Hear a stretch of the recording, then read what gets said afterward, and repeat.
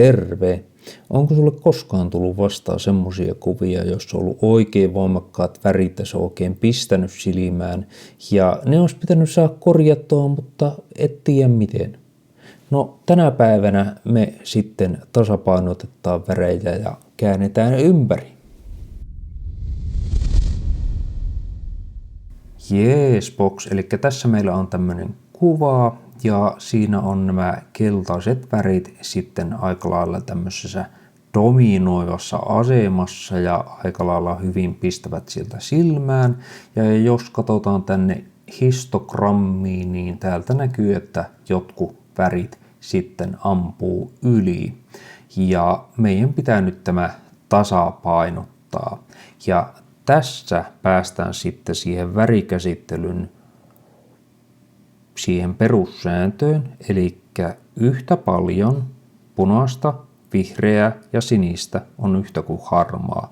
Ja kun se käännetään ympäri, niin jos jonkin pitäisi olla harmaata, niin siinä pitää olla yhtä paljon punaista, vihreää ja sinistä.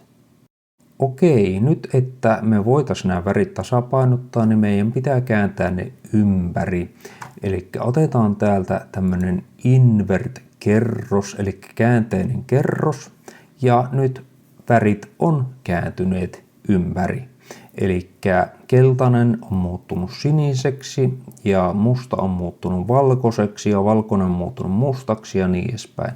Eli päinvastaiset värit. Ja nyt tehdään vielä semmonen kikka, että me vaihdetaan tämä blend mode tänne color-juttuun. Ja kattokaapa tarkkaan, näin sivunoottina, niin tekijä on ollut englantilainen, ei amerikkalainen.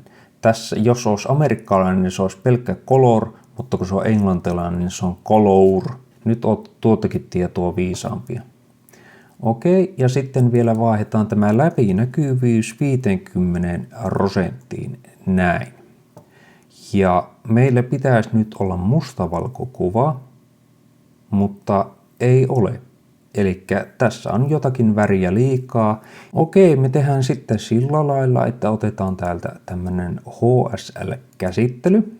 Ja mä valkkaan tästä keltaisen ja otan vielä tuon pikkerin tuosta noin ja panen alttia ja vientäristikon tähän, otan tästä tämän värinäytteen näin ja sitten lähden viemään saturaatiota alaspäin ja nyt näkyy, meillä on mustavalkokuvaa ja muistetaan, että kun riisutaan jotain väriä pois, niin meidän pitää sitten lisätä jotain siihen, eli pannaan valoa lisää noin.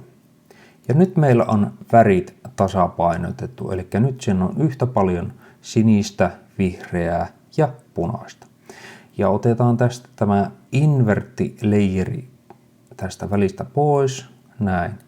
Nyt on kaikki värit tasapainotettu, keltainen ei pistä silmään, ruskea ei pistä silmään, musta ei pistä silmään. Kaikki on ihan ok.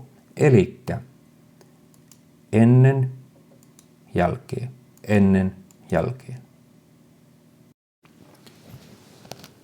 Jos tämä olisi joku oikea kaupallinen mainoskuva tai joku taidekuva, missä pitää olla oikein räikeät ja värikkäät värit, niin siinä tämä ei tietenkään toimi. Eli tällä voi olla haittapuolisekin tavallaan. Mutta jos me halutaan saada värit tasapainoon, niin tämä on se keino, millä se onnistuu sitten. Eli tämmöinen tasapainotuskikka tällä kertaa ja menkää ja koittakaa. Ja me katsellaan seuraavassa videossa ja se on siihen asti moro!